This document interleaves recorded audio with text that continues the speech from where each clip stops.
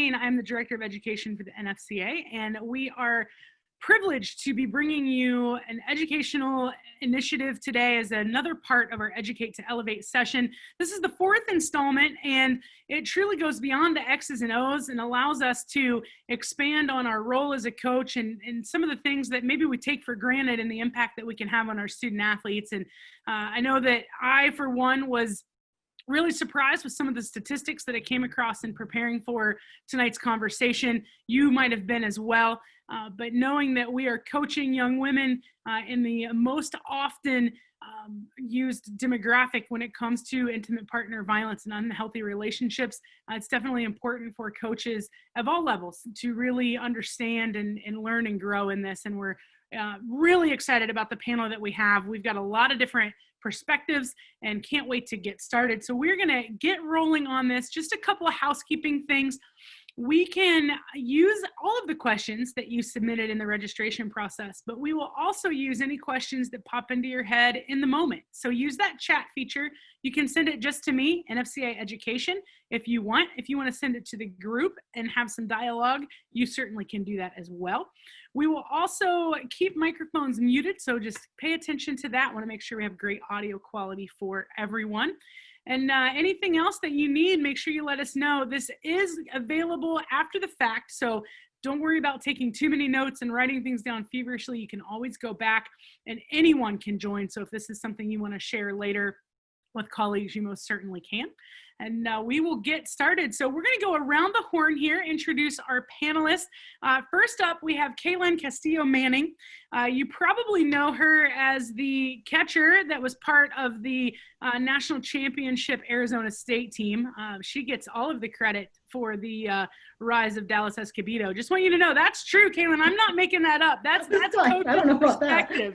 So I mean, she was good, but you get a lot of credit there. So since her playing days, Caitlyn has moved into a role as an account manager for Grad Guard and is in Gilbert, Arizona. So thank you so much for joining us today. We'll let you go ahead and get us started.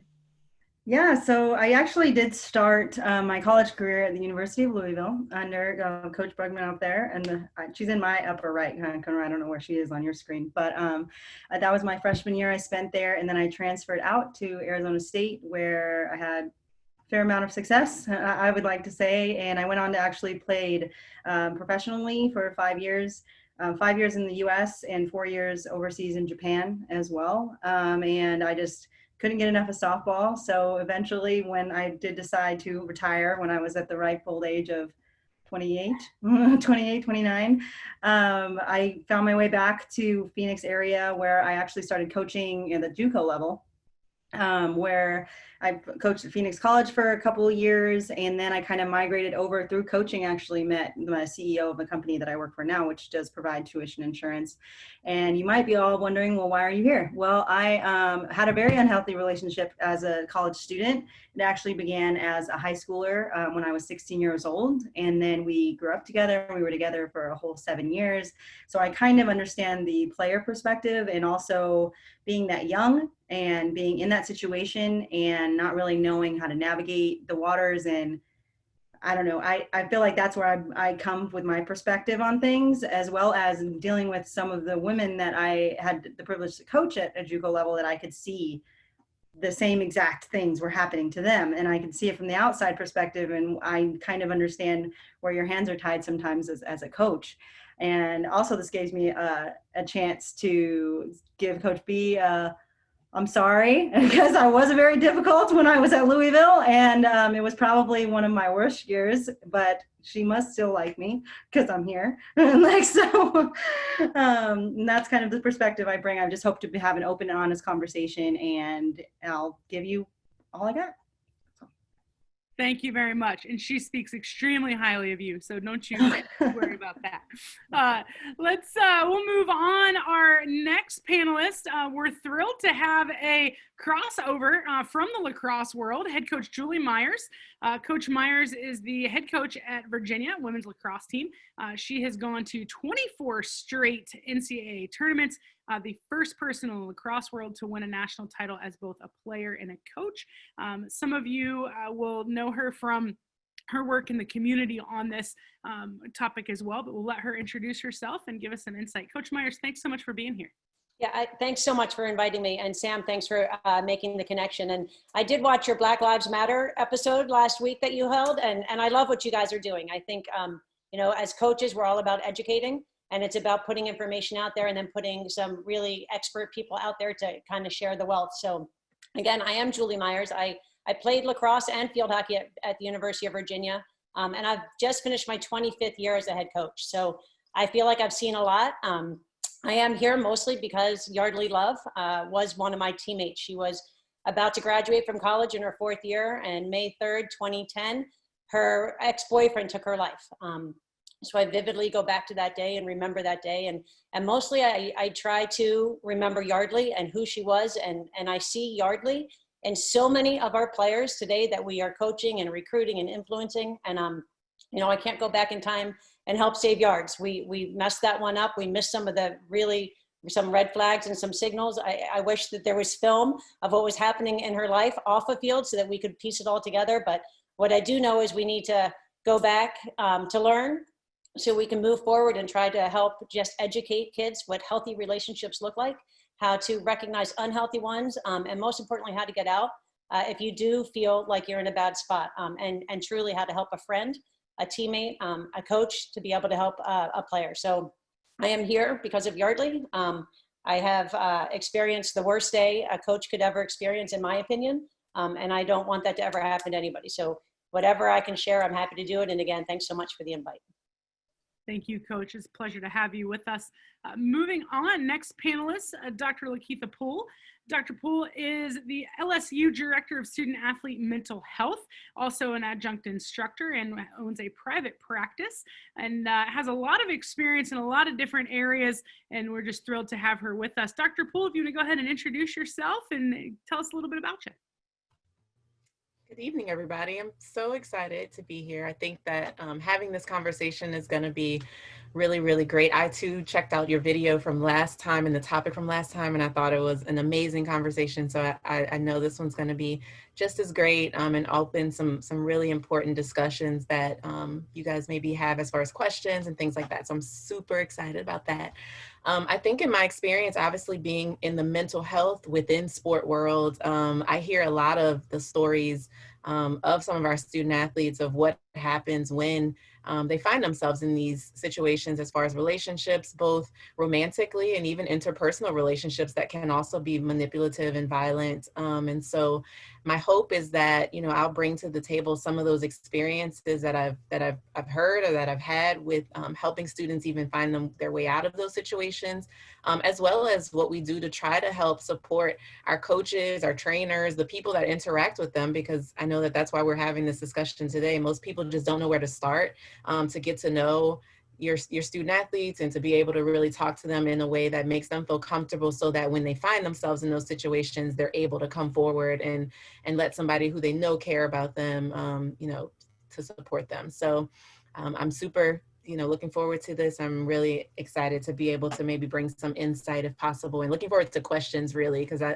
think for us as mental health professionals, we're used to kind of sitting and listening. And so it's nice to be able to just have some questions thrown at us to be able to answer, because we usually have seen it all, but usually people don't ask. So it's pretty exciting to be here. And I'm so happy that I was thrown out here, and shout out to one of my coaches, Lindsay from LSU, who threw my name out there. So I appreciate her too for even recommending me being a part of this discussion. So looking forward to it. Thank you. And Lindsay is on the call, so get those questions in, Lindsay, and everyone else. There's your call for questions. Continue using that chat feature, and we'll get to all of those. Moving on to our next panelist, Dr. Trisha Whitmire.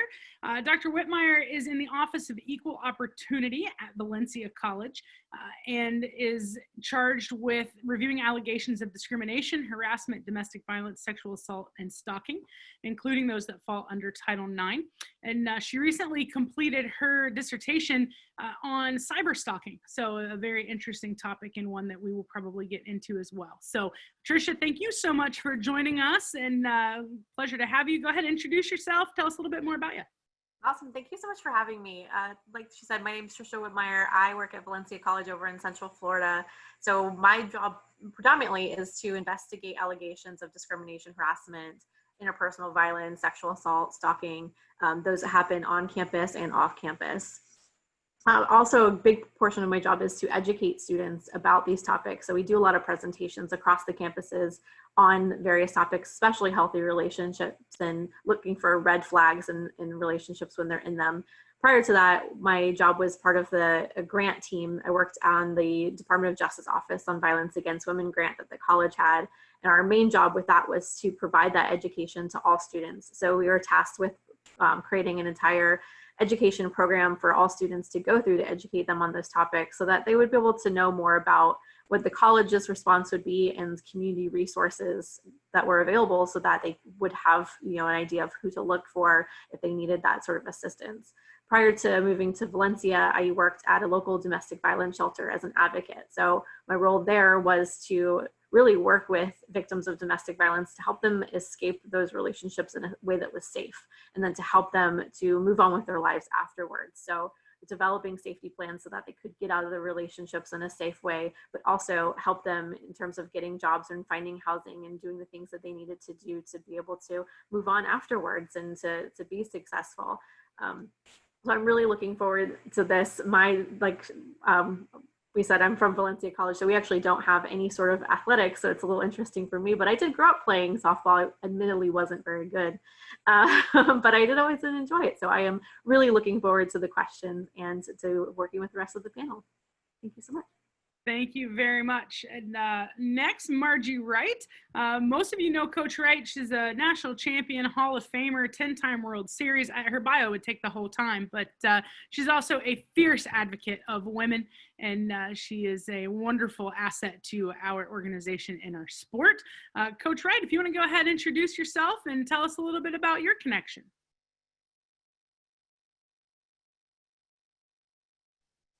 Sorry, Coach, you're still on mute. It wouldn't be a Zoom call without the mute.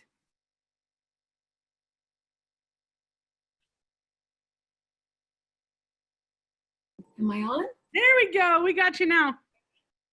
I'm older than the rest of you. I don't get this technology thing. Anyway, it's a privilege to be here with you. And Caitlyn, I will have to say, you did make Dallas what she was. So just know that a lot of us felt like that, when we were watching you. This is a privilege because I lost my sister to domestic violence, and I also coached for almost 40 years, coached female athletes and had many occasions to have to deal with unhealthy relationships, male and female, and had to deal with stalking and had to deal with a lot of really troubled situations that, the athletes, as my sister, they have a tendency to not want anyone to know. And they really don't ever want to appear weak, and they always feel like they can fix it and they can make it better. And as a coach, after going through all that, I realized that they really aren't capable of doing that on their own. So I think it became really important for coaches of women's sports to allow an avenue where players can feel comfortable talking to you about those kinds of situations, because it's a terrible subject and no one wants to bring it up and no one wants to be a part of that. But I think I learned a lot after I lost my sister, because we never saw it coming. And, I just think that if we allow, give an avenue for the student athletes, and I used to do that in my very first speech every year, I would say that to to my players, no matter what, feel free that you can come and talk to me, or we have someone on campus that you can talk to. And then I think it's also important to make sure your administration is supportive of it and backing you all the time, in that venture. Because there is a way to help it. We're never going to get rid of it, but we are in a position where we can help it and maybe save somebody from a horrible experience. And that's why I'm here, and I hope I can offer maybe just a little bit of advice, in that direction. Thank you, Coach. It's an honor to have you with us as well. We also have Samantha Ekstrand with us. Samantha is proven her value over and over and over again, but most certainly is wonderful to have on these calls to bring a legal perspective. She serves as the NFCA legal counsel. And Samantha, if you just want to say hello and introduce yourself, you can. We do have several questions of a legal nature that are already popping in. So if you have one of those, don't worry. We've got someone to answer them for you that knows a whole lot more than we do. So you can go ahead and say hi if you would like. If not, I'm making sure I threw her on the spot. I usually don't make her introduce herself, but. Hello. It's a real pleasure to be here. I think this is such an important topic. And I remember that day in May with Julie, and it's to think that I'm so proud of the work that she's done in the One Love Foundation. This is such an important cause, and you're on the front lines. And I'm really looking forward to having this conversation so people feel equipped, right? That's, I think, the goal here. Absolutely. Well, let's roll with some questions. Coaches, we are going to start with you all. First question is, and Coach Myers, we'll let you lead us off here. Honorary softball role, you get to be the leadoff hitter. As a coach, how do you approach the conversation when you believe a student athlete may be in an unhealthy relationship? Oh, you know what? I'm jumping my own gun here. Hold on. We're going to rewind that. First of all, let's start with understanding our athletes. How do you as a coach develop a place where you and your student athletes are close enough that you know who is in their life, who they have relationships with, whether it's friendship, whether it's a romantic relationship, without prying, without being the creepy coach or crossing any kind of boundary? Yeah, I think a lot of it starts in the recruiting process. If you're lucky enough to be selecting the student athletes that are going to come to you, it's getting to know who their family is and their siblings and kind of the dynamic that they're coming from. I think it's a really hard conversation to start off with who are you intimate with and how's that going? I think it starts with just getting to know a person at so many other levels, so that if that conversation comes up and there are concerns, you've already established somewhat of a foundation. And it always has to come from a spot of concern about the person and a caring moment where you want the best for them and you want to help them be their best. So again, I think it happens in recruiting in terms of kind of getting an idea of who you're getting on your team and what their experiences have been. And I think you don't always know unless you take the time to get to know them. And Sam is great with our lacrosse group. She's like, why would you start a recruiting process on September 1st and finish it by 5? That day? Like, you have to get to know these kids because they do become part of your fabric. They become part of your team culture. They become part of your drive and your world and everything you're trying to do. So I do think just getting to know them in the very beginning stages and carrying that through. And then similar to how the other coaches were talking, you got to make sure that they have a safe spot, that they feel like they can come to you. And oftentimes I feel like when somebody has a problem going on, their friends may come to a coach first out of concern. And we always encourage that, and we always, remind them that is being a great teammate and a great friend of bringing concern for a person and their safety to an adult. And now I think so many campuses are so equipped with experts that can help, that can step in, and that can help get them to a safe spot and take those next steps. And then also help the person who's struggling in that unhealthy relationship. The perpetrator of it all can't go unnoticed and unhelped as well. So I do think when you just build that relationship with your athletes that you're bringing in, you keep it going while they're playing for you. And then you remember that a bad relationship takes two people, and you really need to help both to really try to have the best possible outcome. Thank you, Coach. Margie, Coach Wright, let's have you weigh in as well on tactics that you think are helpful. No, I totally agree with every bit of that. I think you can tell a lot. I mean, we don't do a lot of home visits and things like that anymore with the way our recruiting process has changed over time, but it really is important, I think, to find out what you're going to be facing, if you do bring someone onto your campus, what their background is. And there's a lot of young women that decide to go to certain universities because that's where their boyfriend wants them to go. And that's always a pretty dangerous sign sometimes, that they don't feel free enough to make their own decision.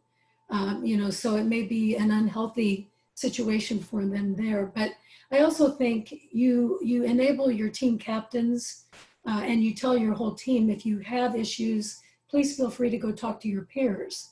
And then, you have an agreement with your team captains that they will share anything that is life-threatening or important enough, to save their teammate, or to help them, get out of that situation. And I just think it's such an explosive situation for a lot of young women that they don't really know how to handle it. And then even when you help them, they are not willing and ready to move to the next step. So you have to be able to be patient enough to walk them through. If it is something you have to go to the police with and they don't want to file, a complaint, you have to kind of help them through this whole, scenario. And lots of times you do have to get parents involved. But I think knowing them, number one, is so important. Thank you. Dr. Poole, let's slide over to you. In your work and with student athletes, are there ways that you think coaches can be able to create these relationships that let them have that insight on if something is happening? I definitely agree with everything that Coach Myers and Coach Wright already has shared, and thinking about, how to build that rapport early. It's always helpful. But I think also as you guys get them to, for me, I always use the term of campus, but I know we have high school coaches and we even maybe some, pro level coaches at different areas, but it's being able to sort of build that rapport in a way that feels natural. So it's the same way you would approach, building a relationship with people that you'd meet across campus or in your roles, your assistant coaches, things like that, where you kind of ask those simple questions of like, what has their experience been like since, starting their sport or since getting to the setting with you and the team that they're on. I always encourage our coaches, like, keep it simple.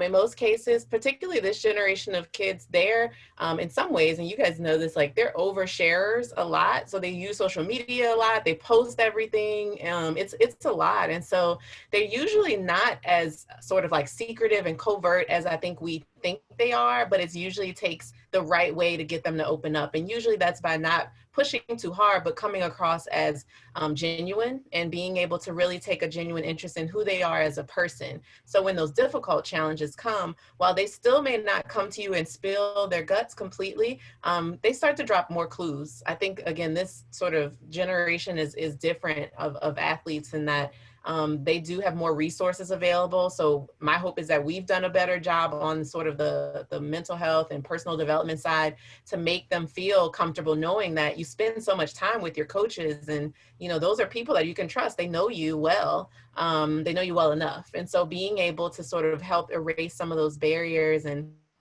erase some of the stigma around opening up to people who you are with all the time. It's kind of our role too, but my hope would be that for coaches, you feel comfortable just having natural, easy flowing conversations with them, so that when those moments come, it makes it much easier for them to come to you about the more difficult things. So don't wait until it's difficult to try to then form a bond. Try to do that all along, which as coaches, you guys, I don't know, I'm always very envious of the role of a coach, because you guys get to be so much a part of their lives and help them grow in so many ways. So I just think being able to have that flow naturally is important. Thank you very much. Caitlyn, let's come over to you and your experiences with coaches as you got to know them in your own personal situation. Is there something that you felt a coach could have done or should have done to help you? Honestly, no. I think, Margie's right in that they hide it. I hid it. I did a horrible job hiding it because I'm a very open person, and you can see things on my face, but I would have denied it if I were to be confronted in a certain abrupt way. So I absolutely think that Dr. Poole is right on in the fact that you have to start at the base. My assistant coaches, they knew things were wrong. They knew something wasn't quite right with the relationship. And after I was able to kind of break free from everything, then it really came to the forefront of, God, thank God. We knew that you needed to get away from that guy. We knew you needed to, separate yourself. And they wanted to throw a party for me for finally, yeah, you did it, kind of thing. But at the same time, there's a lot of pride involved, especially when you're going through something so hard. My family, I know how you're talking about getting to know the families. I have a loving, caring mom and dad that would do anything for me, that literally kept they wanted to kick him out of the picture, but they knew doing so would have driven me further away. And so they just waited, and they loved me and they cared for me. And so seeing that type of relationship and being in the situation that I was in, it would have been hard in that mindset for me if an assistant coach were to just abruptly say, hey, I know what's going on. We need to get you some help. I would say, you have no idea what you're talking about. But I do know my assistant coaches, I felt extremely comfortable with my head coach and coming to him when the time was right or when I needed help, because we had formed that bond, because I had been there for years. I had not only was a player there for 3, but then I was 2 years after that, I coached with him. And when it kind of came time that I needed help, he was there. And it was kind of more of a family atmosphere of me reaching out to my family member for help. Thank you very much. And, a question that we've had several times in here is it different for a male coach? When you're a male coach, and how do you approach the situation when maybe athletes aren't as willing to open up? Samantha, do you want to maybe start on this? Is it different? And then any other panelists, Caitlyn, we can come back to you, and maybe having played for a male coach, but Dr. Poole, I'm sure, works with different coaches. Anyone else wants to jump in, feel free. So I think I should probably say it's not different, but I think a realistic perspective is it can be different, because I think if you're talking about a romantic relationship, that can be a sensitive area for male coaches to be discussing with female athletes, period, no matter what kind of romantic relationship it is. But I go back to what Julie started with, is it's the individual kind of coach-player relationship and the culture that you have on your team. And then, if it is uncomfortable, or if it feels like, too awkward, that there are assistants, there are staff, now we have sports psychologists, we have, that somewhere in that setup, there will be somebody that a student athlete could feel comfortable. Speaking as an advocate for coaches, would I advise male coaches to be asking questions about romantic relationships with student athletes? I think I would say to tread very carefully there. But my advice probably wouldn't differ too much with female coaches. I have seen coaches, get accused of prying, kind of back to one of your earlier questions, kind of overstepping. And so I don't have a clear-cut, bright line to offer. I think it's about, again, the relationships that you have, the culture that you have, the communications that you have set up that create the environment that then these conversations, take place at different levels. I think there are some student athletes who would come in and talk a lot to a coach, and then others, you just might have to sense that there's an issue and strategize on how to approach it. But this is important to talk about. I'm very interested to hear anybody on the panel who would have thoughts on that gender issue. Yeah, Dr. Poole, let's have you chime in if you work with some other programs and maybe what you've seen there. Yeah, I think I agree with Samantha. Like, it can be really difficult for male coaches, in that if that prior relationship, like we've been talking about, hasn't been established, and that's not maybe the nature and dynamic of even like your team, where as a male coach, your female players come to you, then it can be really hard. I don't think my advice either in guiding them to navigate that would be different. But I would always advise them of like, what's the nature of your team dynamic prior to trying to address something like that. I think if you are that male coach, that someone does then come to you and you have that previously established rapport, and that is the way in which maybe your team functions. I think, again, it's okay to continuously ask some of the questions that aren't prying, but also the ones that you want to check for safety. You want to check to see even where that level of comfort maybe is with you about that, depending on the partner relationship as well, right? Because it may not be your female player and a male player. It could be 2 female players, or, there's so many different dynamics that you have to consider. And so it's just making sure then as a coach to allow yourself before broaching that conversation, particularly if it's going to be about something like that, do your research, do your homework a little bit to kind of know what are the dynamics and the stats around that, so that when you kind of go into it, you can use sort of education to guide that discussion versus it feeling like coming in as maybe a parent or a role where that trust that you already have tried to establish, but there's just the awkwardness around the gender difference that you want to avoid. And I think taking anything from sort of an educational approach and just letting them know, and then opening up to the best that you can, and that you feel comfortable if, self-disclosing, and not saying that you have to make up a story about that being also something you've gone through, but being able to say, when I was in college, this was my perception around dating and what it looks like, and, that sort of thing. And that's usually a helpful way without getting making it too muddy, I think. And I mean, it's real, like there are definitely legal concerns there. And so I'm happy that Samantha, said that, like, tread lightly. I think that that's important. But that relationship prior to matters the most. And if you can use as your education, I think that's always helpful as a guiding source, really, for your male or female coaches. That's usually a better way to kind of test the waters and the temperature of y'all's relationship. And you kind of go from there. Thank you. Any other panelists want to jump in on this one? Anything to add?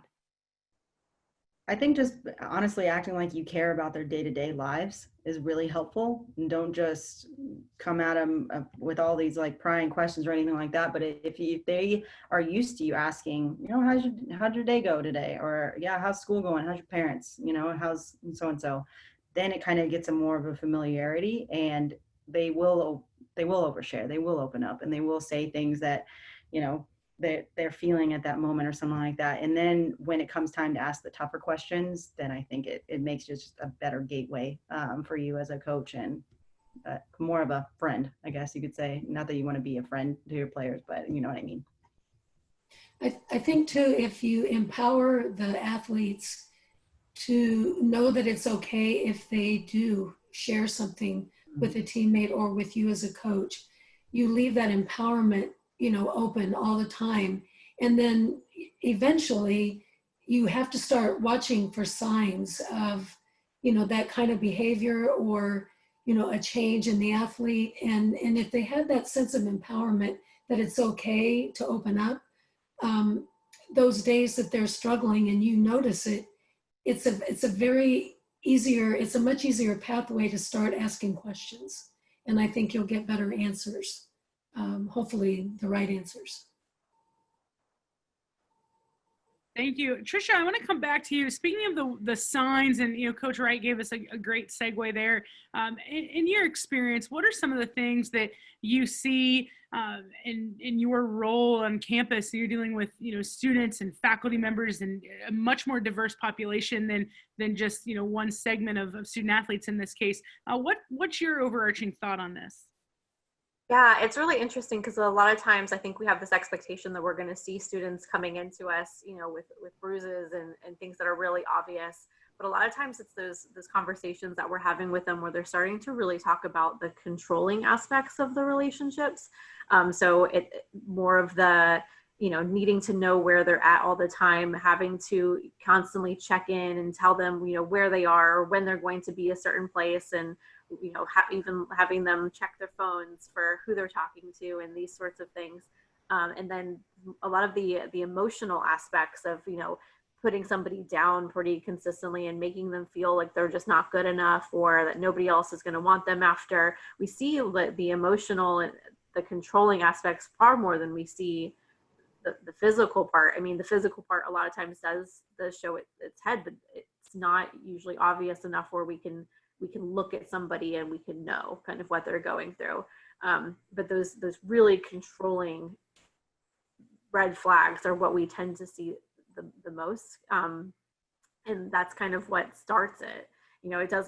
These relationships don't typically start off violent. They're usually, they start with more of the control aspects. And I think what's really hard is in our, in the media a lot, movies and TV shows and things like that, we see, oh, it's so romantic that they want to check in with me all the time. And they love me so much. They just want to know how I'm doing and, where I'm at, and want to make sure that I'm safe, and all of these things, not realizing that those are different like mechanisms of trying to control what somebody's doing.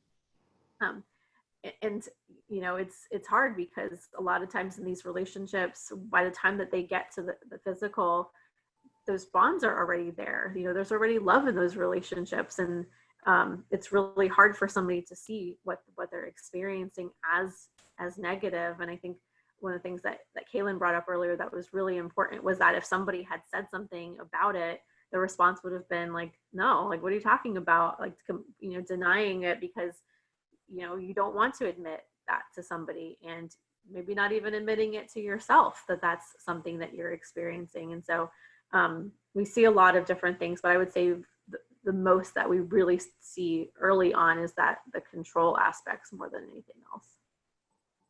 Thank you. Coach Myers, let's come back over to you. You had mentioned some of the warning signs and maybe hindsight in some scenarios. What do you see, or what have you seen, and what would you encourage coaches to look for? Yeah, I mean, I agree with what everybody has been saying, and a lot of relationships, they do start in the right spot. They don't start off awful, because then they wouldn't have another day and another chance to continue to get worse. So a lot of that controlling it is flattering at first. So when you have, when the team is like, oh, you know, so-and-so is always with her boyfriend now, she's never hanging out with us. That is, in the beginning, kind of normal, but if it's still like that on like day 14, day 15, there's probably a little something to it. If kids suddenly start coming late, if they seem like they're in a hurry to leave a practice. Now, sometimes it's because they do have a study hall or a class, but you can usually sense if they are constantly running up at the last second and then always seeming distracted. That's another sign as well. I think, you know, how social they are. And I know alcohol is such a big part of this age group, unfortunately. But I do think alcohol can exacerbate all of the warning signs and all of the reactions to everything. So what we know after the fact was, I knew Yardley was in a group that had a great, she was one of 3 friends, and they all dated 3 guys on the lacrosse team as well. So they were the 6-pack. Now, I thought nothing of it. I just thought it was 3 girls, 3 boys they dated, but I also think that they drank a lot. So the 6-pack had a couple of extra meanings, but they just were always exclusively together. And I think now when I look back, if you see a group that really doesn't let other people in or branch out too often, you know, at team meals, they were always together, and they were best of friends. And the other 2, everyone was devastated, is still devastated by the outcome.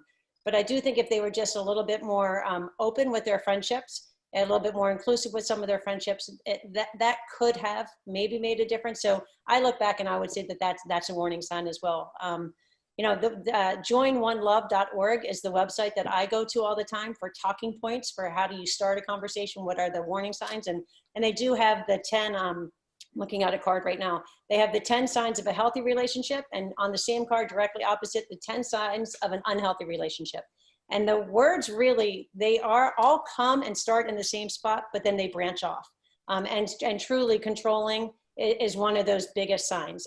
So I always go to Join One Love just to see what they're talking about, to see, you know, if there's another part of a conversation we want to bring. There's also, you know, lots of healthy things that you can do through ideas off of that website as well that we'll talk about later probably. But yeah, so I think it's just being in tune, being aware. And when I go back to the foundation of getting to know your players, I didn't mean to imply that you don't take a kid from a bad family. It's more of, I always think people care about me if they ask about my family. So, you know, how many brothers and sisters do you have? Well, I have 6 brothers and sisters. So I always love to talk about that.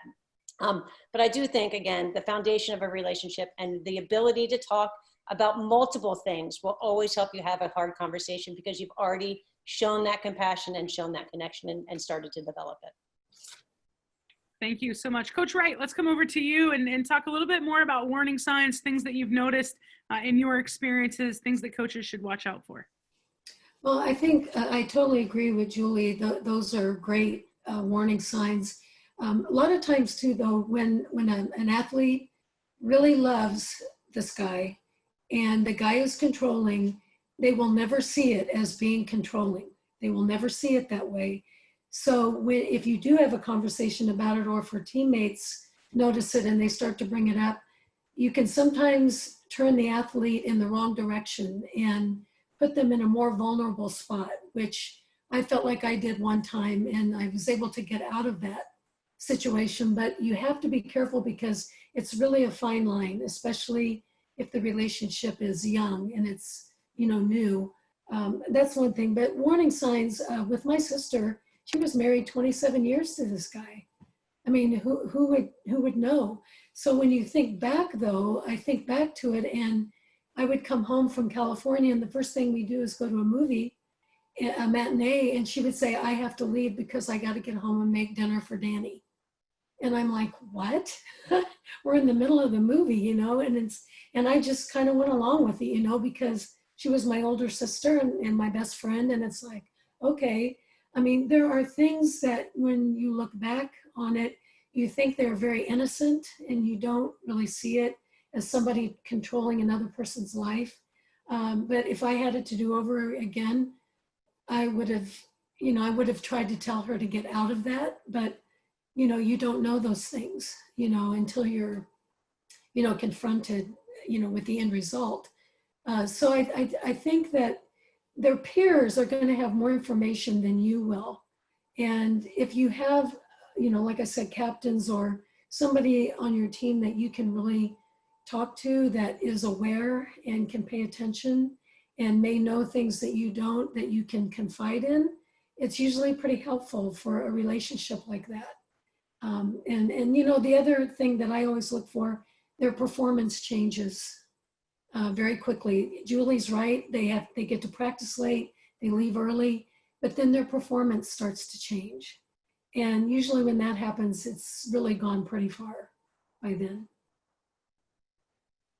Thank you very much. Dr. Poole, anything from your perspective with warning signs or just instances to watch out for when you think this may be occurring with a person in your program? Sure. I think especially going back to, I know we've all said it a lot of like having that prior relationship there, but really paying attention to when you see the changes in a kid, right? Like a lot of times we sort of assume because, you know, this is a kid I know, we know they're, you know, have mood swings or whatever, going through different things in their life, we sort of brush off when we see some of those emotional changes and we just don't pay attention and kind of calling them out a little bit, and not in a way that, you know, makes them feel shamed, but sort of kind of really let them know from that caring perspective of like, hey, you haven't seemed like yourself, like, you know, is something going on? And again, you don't have to make it specifically about dating. It could just be general and say like, is something going on? How's school going? You know, again, I always ask questions about adjustment because that's usually what we see on the mental health side first. When somebody is in sort of a dynamic interpersonally that might be violent or manipulative, a lot of times we don't necessarily understand that. We start seeing changes in like their typical form of adjusting, which is like how they interact with their teammates, how they might interact with you as a coach, their style of dress, the new hobbies they pick up.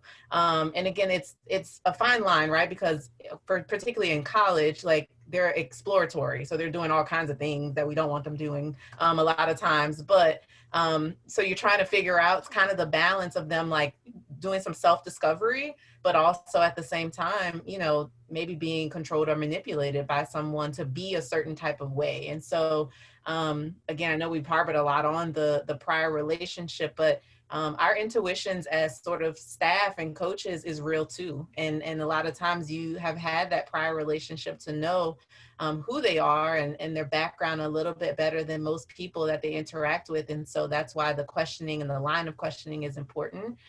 So definitely, again, when you see I always call them adjustment issues. I think they could be a number of things, but that's usually what it is. You start just seeing changes in their growth and their development in a way that you haven't seen before. So definitely paying attention to that.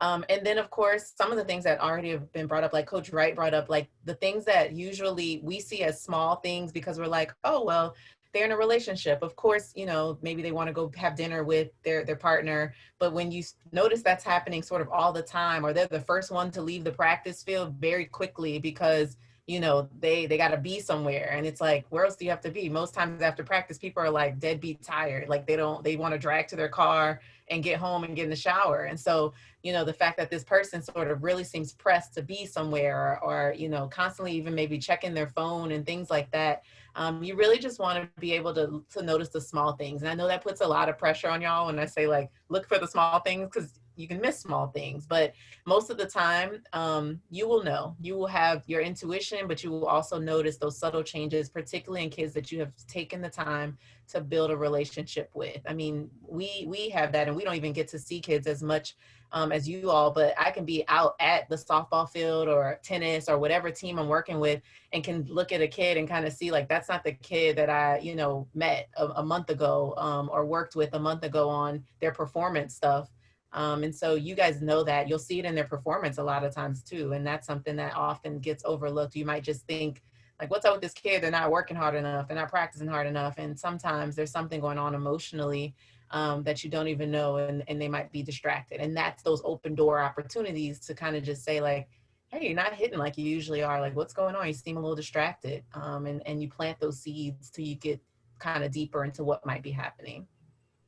I think too, you can watch to see if their significant other is always there at the end of practice, or is always showing up, at the end of a game, and like standing there waiting. And you kind of have to pay attention to those dynamics too. I mean, usually it's the parents, but and it could be the guy with the parents too.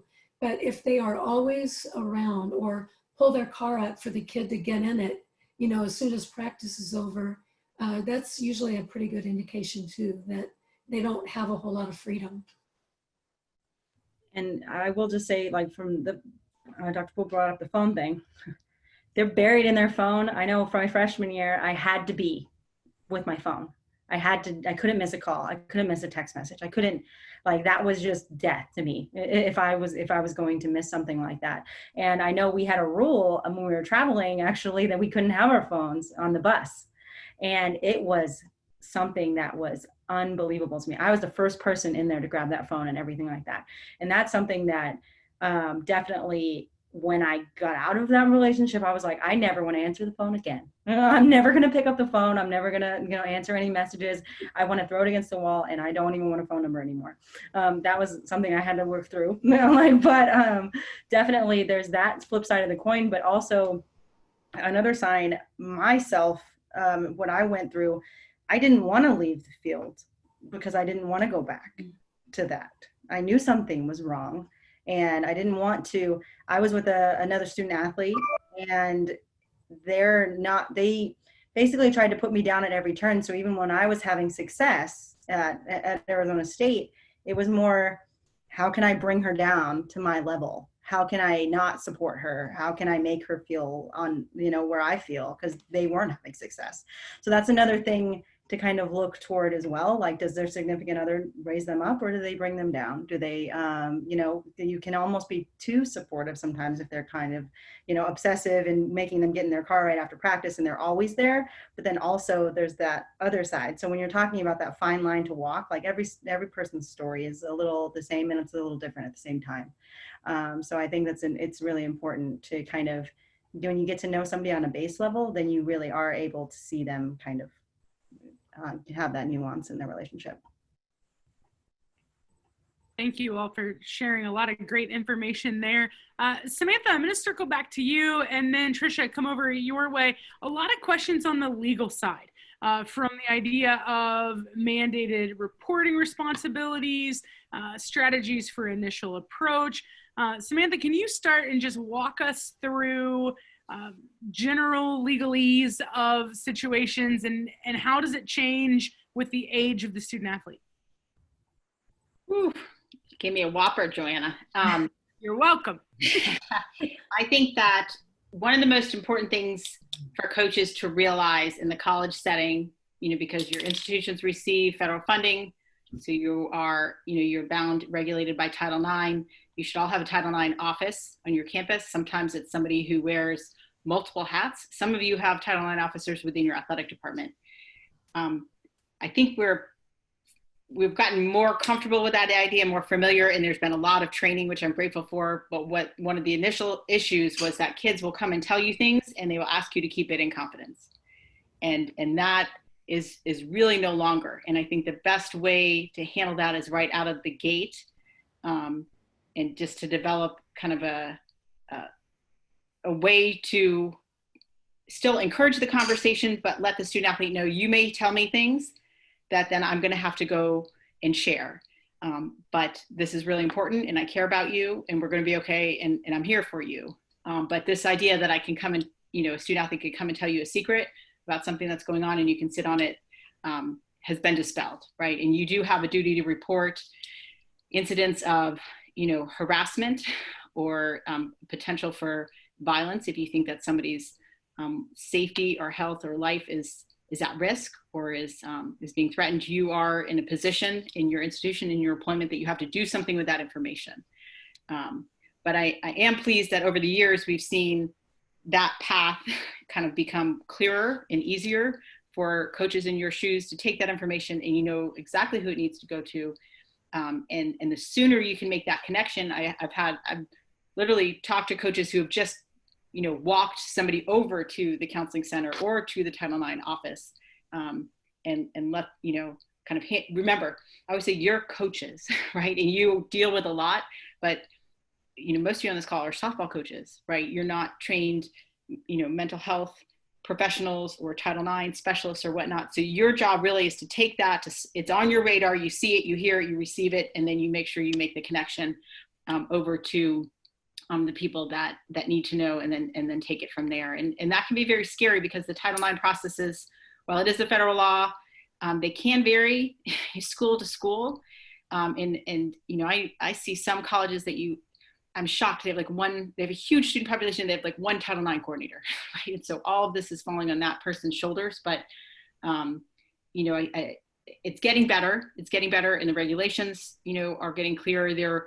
The controversy this summer was that the new Title IX regulations came through, and they are implemented soon, right? We're on August 19th. I think is it tomorrow? It was Friday. It was Friday. The 14th, was it? So I think people are nervous about that because it seemed like when Obama came in with his regulations, it was very victim friendly. And now it seems to have kind of slid down the spectrum. And I just want to encourage people, as somebody who has represented people on both sides of a Title IX issue, that process is really important, and it's hard because these are charged issues and they're very personal, but process is at the fundamental cornerstone of everything we do, in law, and this is a legal issue. So I guess that's a long-winded answer, to talk about some of the legal issues, but as a coach, you need to know your Title IX office. You need to know, refresh that training, pay attention when you have it each year, know who you need to. I would even, stop by and just get to know them, and go to lunch or have a conversation so that the first time you're meeting the Title IX coordinator is not in a crisis situation, I think is my best advice. But realizing, and I think all of you do, that when those words hit the air, you cannot sit on them. It is your duty to then connect that student with the appropriate resources on campus. Let's go to those resources. Trisha, our resident Title IX person, can you walk us through your role? What is it? What are these new regulations?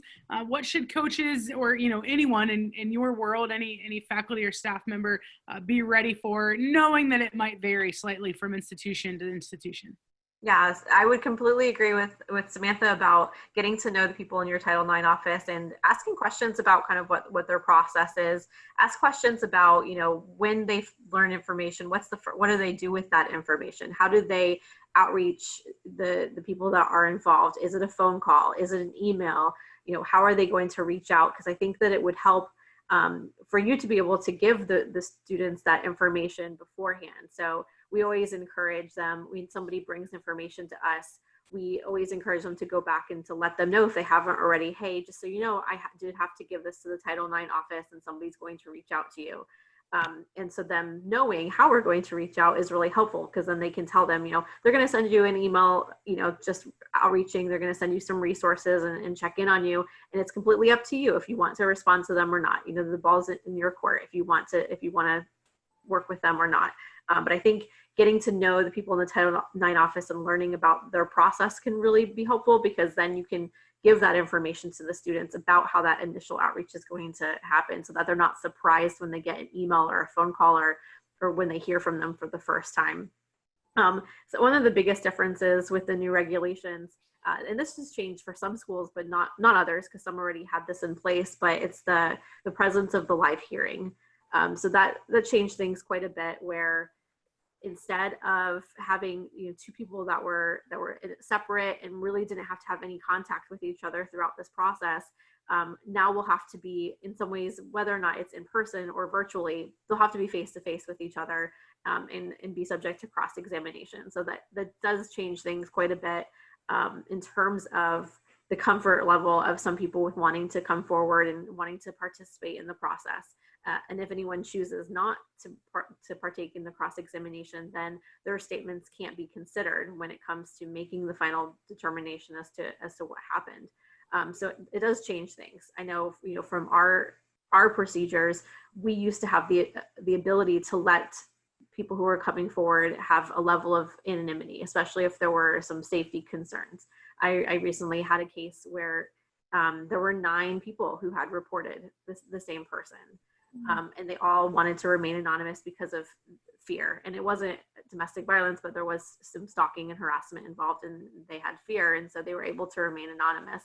But with the new procedures and the having to be face to face and have a conversation with them, it kind of removes that ability. So it has changed, but I would definitely recommend talking to your Title IX office to find out how they're handling some of these changes and how they reach out, what their process is like, what kind of support they can offer throughout the process, and when you're expected to report, because I think that differs across campuses as well. And the more that you know about the process, the more you'll be able to provide to the students when you do have to tell them, you share this with me, I do have to bring it forward to them. This is kind of what you can expect. I think that will help a lot. Thank you very much. Another legalese question for you, Samantha. The question is, our lawyers on campus won't let us go to the police or talk to the parents since the player is over 18. Suggestions on that one? So you're talking to a lawyer who was a coach and who works with coaches. And so my perspective is probably a little bit different than, the law is the law, and FERPA is FERPA, and the age of, adulthood is the age of adulthood. And I think it's probably the theme of the night. My hope is that you would be able to have a conversation with your players who are over 18 and say, what do you think about talking to your parents? And kind of having that, not that you're going behind their back, that would be a trust issue, it would be a legal issue. Your first line of defense when you find out something, again, is the Title IX office, and that should cover you legally. But I think, I think that you're going to be able to sit down. I envision you being able to sit down with players who are in the situation, who have come to you and things are out on the table. And again, understanding from that recruiting process what these parents are like, and will they be a source of support, and can you encourage that communication? I imagine that that's a pretty big hurdle, to finally tell your parents something that's going on in your life that's not going well.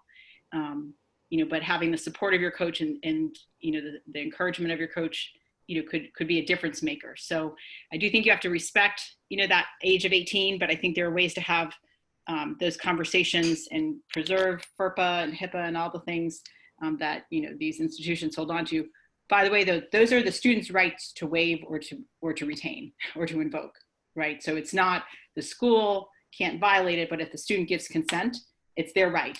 It's not the school's right. And so, that's an important, I think, technicality. And that's why, and I think you have to be respectful and know your bounds as a coach too. If the student athlete does not want to tell her parents, okay, right? I mean, what can you do except for continue to be there as a source of care and concern and compassion? But I think, you have unique relationships that maybe some lawyers on campus don't understand. Thank you. This question is, it's at least a dozen times that we've received it. So I'm going to get into this a little bit more. And Dr. Poole, we'll start with you. How do you approach the subject? You've watched, you've seen some things that are concerning. Maybe other student athletes or friends have come to you with concerns. And so you believe that there's enough information that you really need to talk to the student athlete. What's that conversation look like? Where does it take place? Who else is in the room? Is there anyone else in the room? What happens next? And we'll go around the panel for this one. We'll come to everybody, but Dr. Poole, let's start with you. I think obviously sometimes time is of the essence, and so it will depend, right, on like how quickly you maybe have to move, particularly if you feel like this person is in sort of grave danger around their, you know, their safety, where it could be a matter of life or death. And I know that sometimes you don't necessarily know how to do that. So I always encourage, you know, our coaches or other support staff who maybe start to see some of those things and they're ready to kind of approach somebody about it, to really find that place that may feel, you know, safe to that athlete. So that may not always be like right in your office, because a lot of times they, you know, if they're getting put in your office, it feels like they're in trouble already about something. And so that might be that moment that you know, is after a practice, and kind of like, as you guys maybe just are walking to put equipment away, to ask if they have a second to hang out, and just be able to kind of make it feel very natural and not something that immediately puts them on the defense of like feeling like they're in trouble, or kind of knowing, because more than likely if you guys have that relationship, they know the difference between when coaches come into them just, you know, to talk and laugh maybe about something else, versus when it might be something very serious. And because it is serious, you have to take it that way. So the more you can make the conversation feel less abrasive or just sort of scary for them. So the environment matters, the timing of it matters. And so obviously maybe not having that conversation before a practice, you know, or something like that is probably important. Really being thoughtful about when and how you would want to be approached about something really difficult for you to be honest with someone about. And so you know, that conversation could happen in a number, I think, of different places, but I do think encouraging you guys to think intently about where and how is important. So if you feel like your office is the place that your kids come, like your players come, for you guys to have talks, and I think that's okay, but just to be aware of that and what that usually looks like for that player. If they're always only brought to your office when they're in trouble, that's probably not, that may not be the spot to do it, but also it could be perfect. So that really will just depend. As far as maybe having other people involved, you know, we're fortunate at LSU to have our area in existence. And so a lot of times our coaches will call upon us to be there, a part of that, especially if they've already confirmed for sure that like violence is happening. You know, it's different, I think, too, if you're kind of feeling something out. But in most cases, if they get to the point where we're involved, a teammate, a roommate, somebody's already really confirmed what's happened, or that coach themselves has already kind of witnessed what's going on. And so in that sense, that helps a lot on your part as a coach, because in most cases we can kind of be more direct and broach it in a way of care and concern that is separate from softball itself. And it doesn't feel like, again, like someone said earlier, like, you know, my coach is trying to be in my business sort of thing. And so I know everybody doesn't have an us in that way, but if you have some sort of neutral party presence, or if it's that, if you're at a university, like getting folks involved, if you already have sort of mental health support from your like university counseling center, or even if you have maybe someone who is maybe on maybe the life skills side. Now, I think you have to be obviously cautious because everybody's not bound by confidentiality like we are. And so getting external people involved can be tricky. But again, if you have a mental health support, I think that's your go-to. And if you don't, then it may be you and that kid individually, you and that assistant coach. I think it's okay if you do have somebody else who's from your staff there, because you may want to make sure that you sort of have someone to not necessarily corroborate and validate what you may already know to be true, but just in case the conversation doesn't go the way that you expect, you have somebody else who was present to kind of know how it went. To also maybe help them to see that there is a sort of village perspective, a multitude of people present who care about them and who know. And so that doesn't mean if it's just you and you're all you got, that you can't have a great kind of conversation around that. But if you have someone else, particularly other support staff, who they also have a good relationship with, I think it can be helpful. So, you know, use your mental health folks, use your, you know, if you're an assistant coach or if you are the head coach, have somebody else present if you can. Pick a good environment. Timing is also very good as well. And then depending on the nature of your team dynamic, this is my last part of this, I think if that teammate or roommate is someone who's come to you about it, checking with that teammate or roommate first to see if maybe they would like to be sort of a part of that conversation. They may even be the one to ask initially the player, like, hey, do you want to go talk with coach, you know, about this? Because I think she or he can help. And so being able to sort of utilize those resources as best you can so that it doesn't put you in a tight spot where you feel like you're out there on an island trying to fix this whole thing. I think it's always best to bring in some form of support if you can, but I know that's not always possible. Thank you. Dr. Whitmire, let's go to you, and then Caitlyn will come to you next. Yeah, I was thinking specifically about the conversation itself. So I think when having the conversation, what could be really good is to focus on the you aspect. So I know that the panelists brought up a lot of different, warning signs and things that you might notice in terms of performance and or how they're acting during practice or before or after. So bringing up those sorts of concerns. So, I'm worried about you because I've noticed that, your performance has changed, or I'm worried about you because I've noticed that you're coming late, or you're leaving early, or you're constantly distracted because of your phone. I just wanted to check in and make sure that you're okay. And trying to avoid some of the conversations that are more specifically around the partner, because what can happen a lot of times if you start saying, that's not a good person, they're not good for you, you should break up with them, and making any sort of statements about that other person can really put somebody on the defensive. Because if somebody starts saying bad things about the person that you love, you feel like you need to defend them. So if the focus is more on, I'm worried about you and your experience and what you're going through, and how you're performing and how it's impacting your life. So keeping the conversation more on that individual and not so much on the other person, so that they don't feel like, well, I need to defend them because I love them and they are my person, and I don't want people to think anything bad about them. So I think when it comes to having that conversation, trying to focus on that can be really beneficial. Thank you very much. Caitlyn, let's go over to you. I think a really good thing would be also to come with them, not only just obviously with the concern, but then also providing a solution. Not only am I pointing this out, like I know that something is wrong, I'm having these questions, but you don't have to stay in this situation. There are lots of other, giving them an aspect of, do you want to talk to somebody over here about what's going on? Do you need to move out? Or anything, because we could absolutely find something for you. Because a lot of people, I know we were living together. We were, in each other's lives all the time. It felt like I was trapped in a lot of ways. So if you provide those solutions about how the next steps to get away, the next steps to get out, I always kind of look at it like, you finally make the break for it when almost like Katie Holmes from Tom Cruise, like you set up everything in line. And then when the day comes and it's ready, like you're ready to go. So I feel like sometimes that is helpful as well, to come with them, not only with, I'm concerned, but here are some solutions, and I'm here to help you with those things. Thank you. Coach Myers, how about you? Thoughts on broaching that initial conversation, and how do you go about it? I agree with everybody. It needs to be in a place that the student athlete will be most comfortable, which is probably not in the head coach's office, at least in my opinion. I mean, it's a healthy spot and it's a good spot, but we are sometimes the principal, and usually when you call a kid and say, hey, can you meet with me?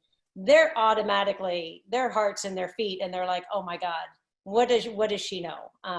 So I would, go grab coffee, meet them on grounds, meet them by their classes, or on the field where we're most comfortable. If they're attackers, let's go shoot. If if there's something we could work on and have that conversation, that's always huge.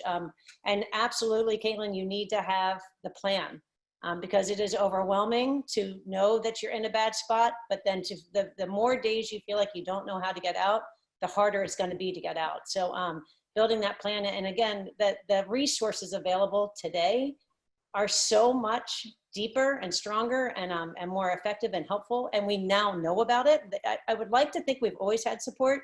We just didn't know how to connect all the dots, but I do think universities are doing a great job. Organizations are doing a great job of pulling people together to kind of share their information. And again, you hope it doesn't get to the worst case scenario where somebody is emotionally in a bad spot or physically in a bad spot. I think if we can go back to the beginning again and just really always work on developing healthy relationships within a team, teammate to teammate, coach to coach, coach to player, player to strength coach to trainer, and really just kind of make everybody feel connected and loved, and to model their good stuff. that can always help. But to everyone else's point, it's not perfect. Bad love is still out there, and bad things can happen to college kids. I think I was really naive. I just never thought that could happen. In fact, the day that that my athletic director called to say that Yardley had been in an accident, I asked where I thought she was in a car accident. I'm like, well, what hospital did they take her to? And where was she driving? And Jane's like, why do you think she was driving? I'm like, what other accident happens to a college kid? You know, it didn't even dawn on me. So again, you know, you want to try to you want to try to start from the beginning to avoid the worst case scenario, but certainly meeting the kids where they're most comfortable. And again, coming from a place where we care about you and how this makes you feel, and not at all about the person that's putting them in that spot. So again, I mean, I echo what everybody else has just said. I think you guys have been phenomenal. As I sit here and nod along to almost everything you guys are saying, I'm like, yes, you're nailing it. So great job. Thank you. Margie, your thoughts? No, I totally agree with everything everyone has said. I think in my experiences, though, I would just throw out a couple of things. Having the solution is really important, but sometimes letting the student athlete bring it up to you in your conversation with her when you're asking her how she's doing is generally a better way than you jumping on, you know, with what you think you know. And what I have found in those situations, being in a more private environment is easier for the student athlete to say what they think. I mean, I tried taking them to coffee before, and, you know, where a lot of other people thinking that would be helpful, they probably aren't going to share everything they need to in that environment. So we generally would, you know, come back to the office or go to the field or someplace where it was just a one-on-one type of conversation, or me and one assistant and them. But I think, you know, Caitlyn's got it right. Having a solution for them is probably the most important thing you can do as a coach, because you're not a psychiatrist, you're not a psychologist, this isn't your field, but you can ask for help and have solutions for them when you do finally have that conversation. And continuing to follow up. It's never just one conversation. It is a huge process and journey, and there are traps and pitfalls and hurt and obstacles. And I didn't realize a bad relationship, you usually break up 7 times before you really break up. I mean, that's kind of crazy. So, so again, it's the follow-up, and it goes right back to the beginning of just building that relationship from go. You took the words right out of my mouth. That was exactly what I was going to say was, you know, and prepare yourself for the fact that they might not leave, because you're not going to be able to make them make that decision. You know, you can just be there to support if that's the decision that they want to make, but you're not going to be able to convince them that they have to leave. And then even if they do, there's a good chance that they will go back. So mentally preparing yourself for the fact that you might have that conversation more than once, because it is a process. And it'll only be able to happen when they're ready for it to happen. I was just going to say, Julie, only 7? I was like, that's all it was. Minimum of 7. Interesting question in the chat. On a do-over, if you knew then what you know now, what would be different in your approach to these situations? Specifically, it was for Margie, Julie, and Caitlyn, but if anyone else wants to jump in, you can. Margie, we'll start with you. If you knew then what you know now, what would your do-overs be, or how might you do something differently? Oh gosh, there are a lot of things I would do differently, just even after this conversation, you know, because I think it's a different world today than it was even when I was coaching, you know, and that's only been 7 years ago that I retired. But I think I just would be a lot more aware of everybody's life, not prying into their life, but just make myself take the time to become aware of what they deal with. Who do I see them hang out with? You know, we pay attention to a lot of things on and off the field, but sometimes we don't pay attention to that private, you know, side of a student athlete because we don't really want to pry. But I think I wish over and over I would have done that. And even with my sister, I wish I would have just said, that's really weird, and maybe said something about it, instead of just saying, well, you know, they've been married all this time, I guess they know. what's going on, and she knows what's best. And in hindsight, I don't know that anybody knows best. I just think it's a long process, and I think it has to start, and then you have to stay with it until it gets resolved. Thank you. Julie, how about you? Well, in our situation with Yardley and her ex-boyfriend, George, they were both student athletes at the University of Virginia. So had I known how toxic the relationship was and how on again, off again it was, and how they used alcohol, and George in particular, much more so than Yardley, but how he used alcohol to kind of cope and to release. And if kids would say, he's a bad drinker, so he's different when he's sober. So I wish I got him help. I wish we went and got him some substance abuse help. And whether or not it would have worked, I don't know. But I think I wish we brought that to the attention of people that were in a position to educate him and to guide him. And the reality is they lived about 2 blocks. They lived across the parking lot from each other. So within 15 steps, they could be at each other's houses. I don't know that we could have ever really kept them apart, or a restraining order would have actually worked, because they did live right there. But I wish, in this case, we got George help. He clearly had anger issues. He had been in fights before. And again, I learned 90% of this after the fact. So the week after May 10th, 2010 was a really revealing, gut-wrenching week, because that's when you put all the pieces together. It's like when you go to a scary movie, don't get in that shower. Like, something bad is going to happen. But when you're living the everyday life, you don't really know that, how quickly it can turn. But I think just intervening and getting substance abuse and emotional help. And in hindsight too, Yardley had lost a lot of weight. She was always a healthy kid and always could run forever, but she was losing weight. I wish I paid more attention to that and connected. This could be based in a relationship, or how she was trying to control something on her own as opposed to being controlled. I guess from what I struggled with this a lot, because I regret the way I treated people that were trying to help me. That's a huge regret of mine. I regret losing my faith through the portion of that, and kind of being, as I got stronger in my faith, it really gave me the strength to seek help. As I got, more involved in my church here and things like that. Do I regret where it took me? No, not at all. Because I don't even think I wouldn't have moved to Phoenix. I probably wouldn't have even led to my husband that I have now, that I'm with. So it's really hard, because I feel so grateful for where I'm at right now in my life. So looking back on things, would I have changed? Would I have absolutely should have not lasted 7 years? Absolutely not. I regret how I treated my family. I regret how I treated my friends. I wasn't a good friend, and I don't think I was a very good person when I was in that relationship.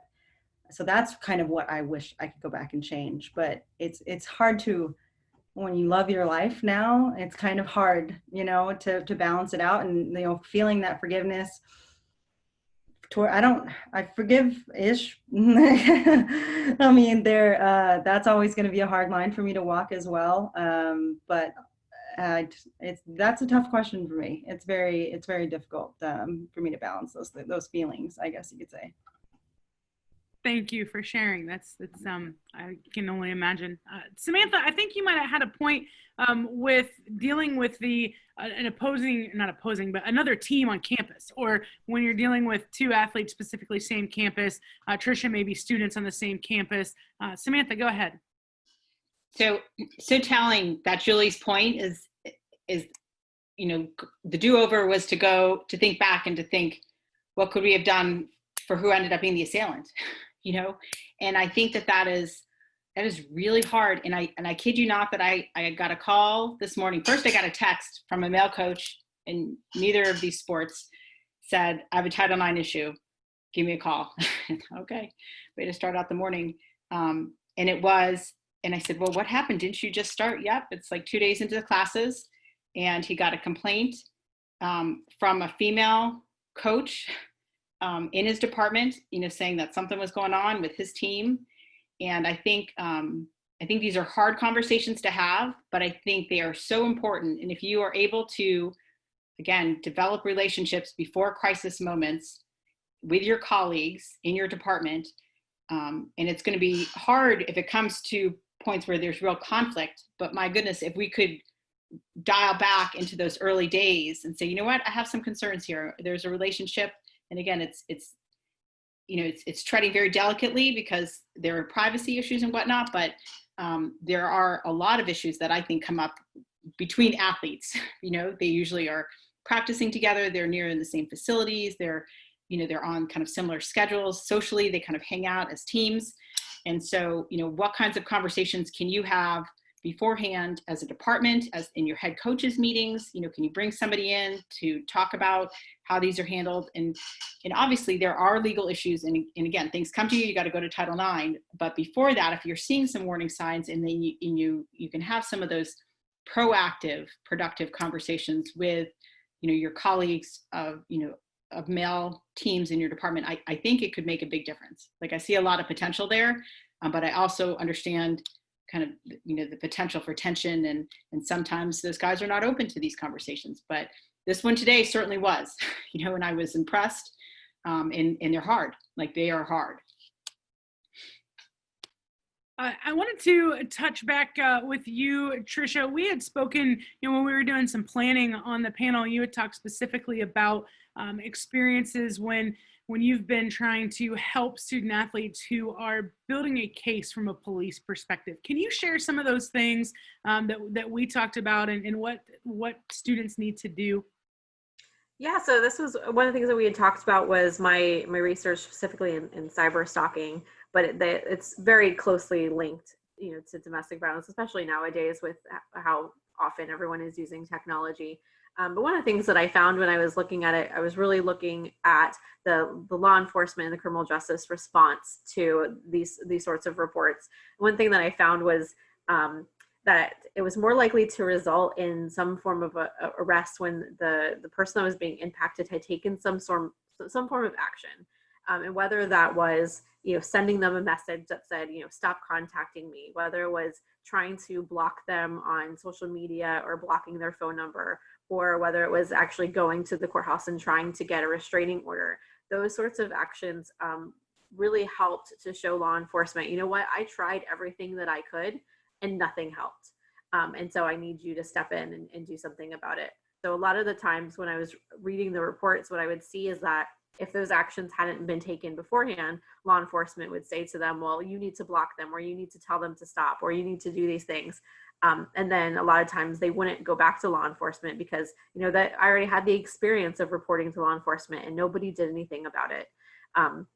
But if they can show, you know what, I already tried, I did these things, I made the effort myself, I tried to stop them and there was nothing that I could do.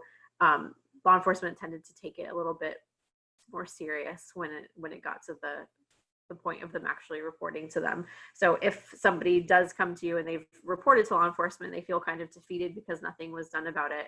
I think it's important to know that, if they take some of the advice that maybe law enforcement gave them, or maybe if they worked with a victim advocate, maybe some of the things that they were telling them, not to be afraid to go back, because if they feel that they're in danger enough that they need to involve law enforcement, and they really want them involved and they want to go through the process, working in the criminal justice system, that if they've taken those actions, there's a chance that they'll take it more seriously if they've made the effort themselves. And it was a really interesting dynamic to see, looking through at the process kind of from beginning to end as to what tactics were being used for stalking, and how the criminal justice system really looked at these sorts of cases. For the most part, what I saw was the majority of cases involve some sort of combination of in-person and cyber stalking.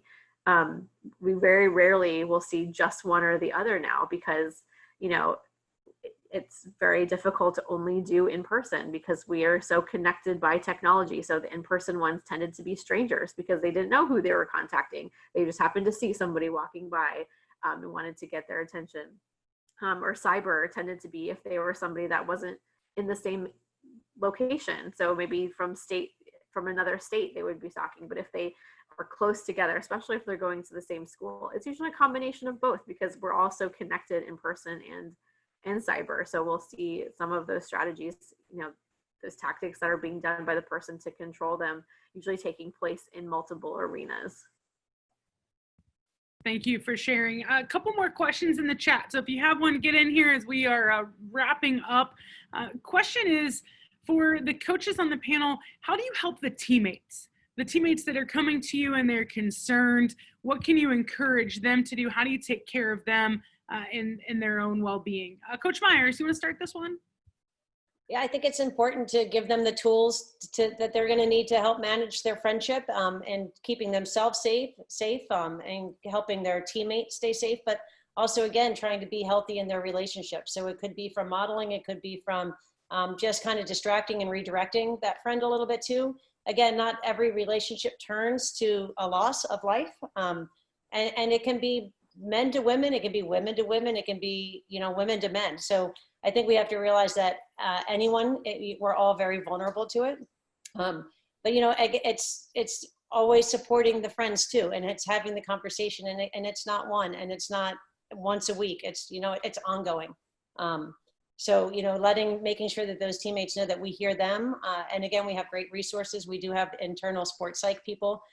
We do have other contacts through the Dean of Students office. We're super well equipped. So if we ask the players, do you need help building tools to navigate this with each other and with your friend that you're worried about? I want you to have those tools, so we will redirect them if we need to. And really, I think just knowing that we're listening to them and we hear them, and that we're there for them, and that we're part of, maybe it's not the solution with this is where we're going to end, but we're a part of the process to getting to a solution. I think that makes the teammates feel automatically connected and safe, and like they're doing the right thing. So they're more apt to continuing to be vigilant, to be aware, and to really just make sure that if the hair on their neck is standing up, it's probably means something. So it's making sure that they keep listening to their senses. And adults can't fix everything, but certainly it helps when we know.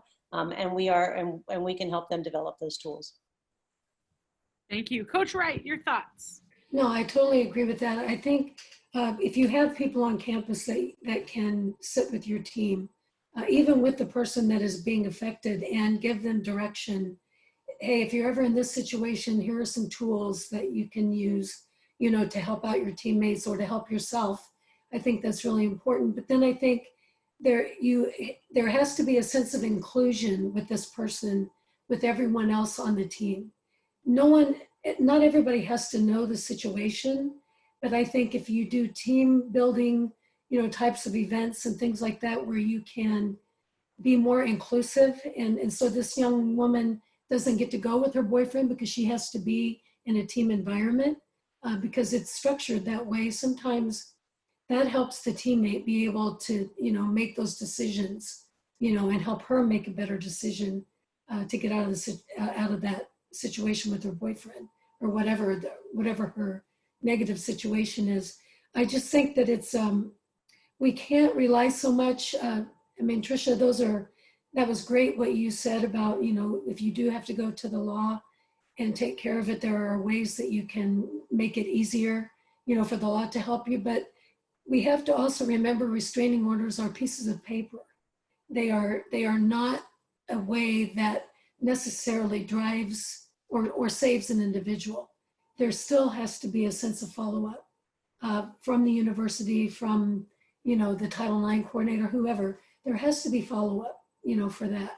And I think if your athletes all know that you have all the steps in place, that if something were to happen, to one of their teammates or may get more drastic, you have a plan and you have a way to fix it. Thank you. Dr. Poole, let's go to you. Same question. Is there a way that, you encourage teammates in their own processes if they're worried about their friends and those that are close to them? Yeah, I think Coach Wright brought up a good point about sort of like the educational component of being able to gather them together to talk about this, not just in the sense of it being about a current player and it happening to them right now, but when you have, team talks and, have sort of opportunities prior to something happening, to add this in, because we know that this is an issue that's faced by so many athletes at this point. And so something that, and I don't want to put her on her spot because I think she's on here, but Coach Beth did this year that I thought was like genius, is she did these things called like wisdom talks. And so she utilized that time where our players got to be able to hear from not just her as a coach or our assistant coaches either, but like other people around campus who could be resources or within our department. So I did a wisdom talk with each of our like class levels. So I did the freshmen by themselves, the sophomores, the juniors, the seniors, and we talked about everything, just sort of life as what does it look like to be a good teammate. And so that gives you that kind of window to then go in there and bring up topics like intimate partner violence or substance use, like anything can kind of come from those. And so if you can be more proactive, obviously, I think that's always better around the educational piece versus being reactive to when now you have a crisis on your team. And so you have to call a team meeting about it and everyone knows. And, it's a little bit more awkward. Still not impossible, but it's just more awkward. But I think being able to do that prior to is obviously helpful.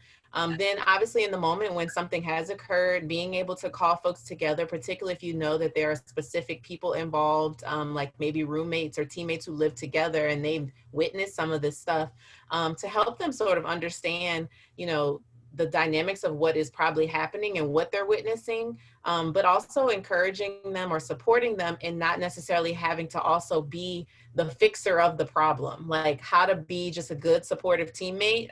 Because I think like everyone's brought up, the fact of the matter is that folks who find themselves in these scenarios in the early stages, for sure, they are not interested usually in leaving because of the cycle of abuse and how it works. And it's just really hard for them to even see the option of what people are telling them about getting out as, as reasonable. And so in those moments, in those times, you have to be able to also maintain then the mental health and wellness of these folks that maybe live with them or play with them every day. How do you help support them? And I think just being able to be honest with them about what that teammate might be going through, while also encouraging them to be able to keep the lines of communication open with you all and with other support services, so that in that moment when that person may be ready to go, then everyone's kind of on board on how to best do that, but also letting them know it's not their job. I tell my players all the time, it's not your job to parent like your teammate or your roommate, because then that becomes a stressor. And usually I end up seeing that person who's trying to help, get their teammate out of a situation. And it's hard because they're friends, they're around each other all the time. And if they're living together, they're seeing some things that they too, don't want to see. And it's probably pretty traumatic. And so I think just being able to do a lot of, preventative education, obviously, but when something happens, kind of taking extra time with those people that are involved to make sure that people know what's happening. But if you can talk about it early, it's always best. The fact that we're having this entire call about this means this is an issue that happens. Why not take it upon yourself early to make this somehow a part of maybe, preseason education or throughout, to be able to have these discussions sooner so people are more comfortable. Thank you very much. I believe I only have one question left. So last call, we'll ask this question and then we'll go around to the panelists if you have anything else to add or any closing statements. Samantha, this one's coming to you. A high school coach that's on the panel, just curious, does everything apply that we're talking about to a high school coach? And what do high school coaches need to be aware of, keeping it appropriate in the high school setting, then more limited in what they can discuss with athletes? I think the biggest difference is the high school coaches probably don't have the resources that most of the college coaches on this call have. And that's in terms of having a Title IX office or having, trained psychologists, psychiatrists, mental health experts kind of really, at their fingertips. I would hope that they would have somebody within their high school, within their district, or actually within their school that they could reach out to. I do think that the age and the sensitivity of the topic puts them in a little bit different position in terms of having these kinds of really direct conversations. Yet it's still a very real issue at the high school level. And sometimes I think even more dramatic, when in that setting where there is some independence, but not a lot of independence and a lot of hormone is, and development going on, that you get some of those, I think, just as tough situations. I think high school coaches on the upside are able to involve or have conversations with parents easier because for the most part, they've not hit that 18 years, although they could in that last year. But I think, again, what you don't want to be violating trust of your players, but understanding that parents are very much, more involved at the high school level than at the college level. So, and what I'll make a plug right here, I'm available to you all as NFCA members, so if you are facing this kind of situation, I am a resource for you. My contact information is on the members part of the NFCA website. And so I would hope that you would feel comfortable reaching out to me and that we could talk more specifically. On that note, 2 more quick notes. I think when you're talking to the teammates about things that are going on, you also have to be very aware of that student athlete's privacy, and it's hard because there's an intersection there and an overlap, but it's keeping the focus on you. I know for this, you've been good friends. This is very hard, and kind of really keeping that the focus and not the details of all that's going on with that student athlete. We're taking care of that person, we have that going in the right direction.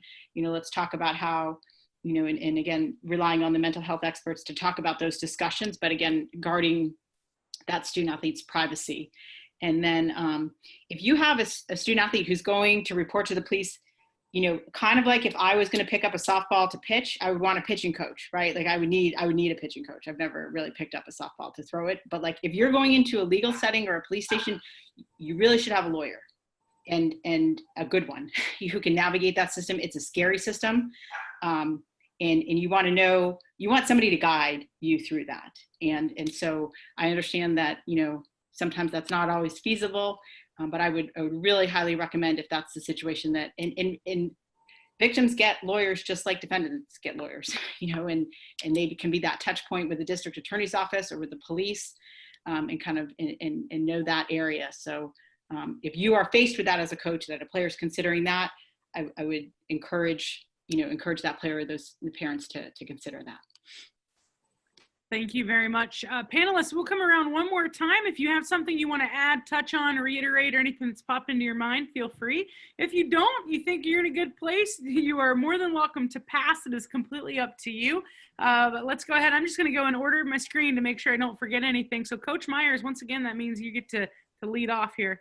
Yeah, it goes back to educating before the problem. So I know I see on the chat, joinonelove.org is a huge resource. It has different workshops you can do. It has couplets where little, characters kind of act out healthy and unhealthy relationships. They have different apps, a survival app, so that you can kind of gauge the status of your relationship.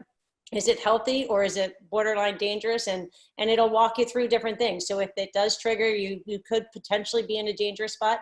It helps you kind of map your way out of it. But they have workshops. Behind the post is something really short. It really hits to today's middle school kids, high school kids, and college kids. I think they've done a great job of really helping educate what a healthy relationship looks like as soon as you start really having more mature relationships outside of your home. Again, it's age appropriate for middle school through high school, on into college. A lot of the relationships, a lot of the kids we inherit have learned how to have relationships or not to have good ones before they get to us.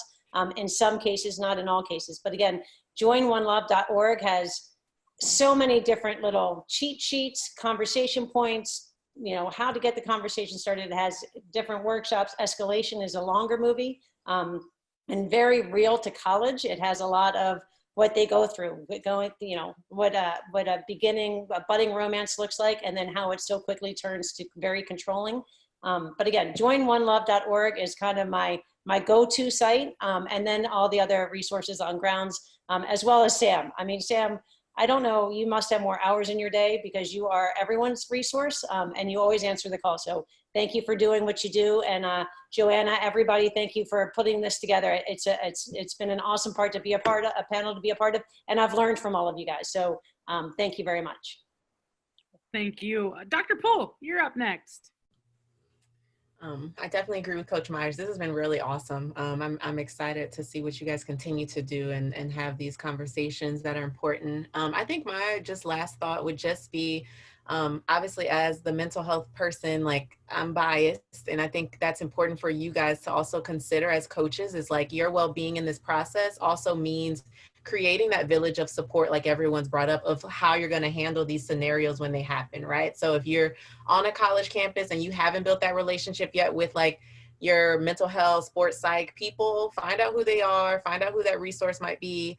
If you can, if it's external to the department, you know, figure out and hold your athletics department accountable to making sure that you know who that is. And so whether that's your mental health folks, your Title IX folks, all of the above, to be able to sort of kind of pre-gather kind of this idea we've been talking about of being proactive versus reactive. Figure out who that is so that it's not this sort of overwhelmingly stressful thing more than it already is when you have to kind of approach your players about what might be going on. You kind of already know and have your kind of go-to toolkit of people that you can kind of lean on. And so my hope is that after this discussion, you at least have thought through maybe who would be on that list so that when these things happen, you don't feel like you have to face it alone. So you guys have been wonderful. The questions have been great. And I really just appreciate the opportunity to be able to share space with you guys tonight. So this has been awesome. Thank you. Thank you very much. Appreciate it. Dr. Whitmire is busy in the chat, giving you a lot of links. Keep them coming, but go ahead and share your parting thoughts. Yeah, I was just going to say that, you know, we've given you a lot of information tonight. Just know that you're not in this alone. You don't have to be the expert on everything. You're not expected to be able to fix every relationship or catch every single thing. If there are resources available on campus, you definitely know who they are. So, you know, you can always go to them if you have questions. You know, if something doesn't seem right, you know, you can go to them and ask them for some assistance. Go to Samantha, like, you know, you have the offer there. Definitely bring some questions to her. Also, check out some of the other resources in the community. So I posted some links, and what those will do is they might point you to the local domestic violence shelter in your area. And for the most part, a lot of these resources have some outreach services. So some of them might have, you know, legal assistance that would be able to assist them if they did want to go to law enforcement or file for a restraining order or do something like that. Or just be able to contact them and ask them questions as well. So they have these resources that are available.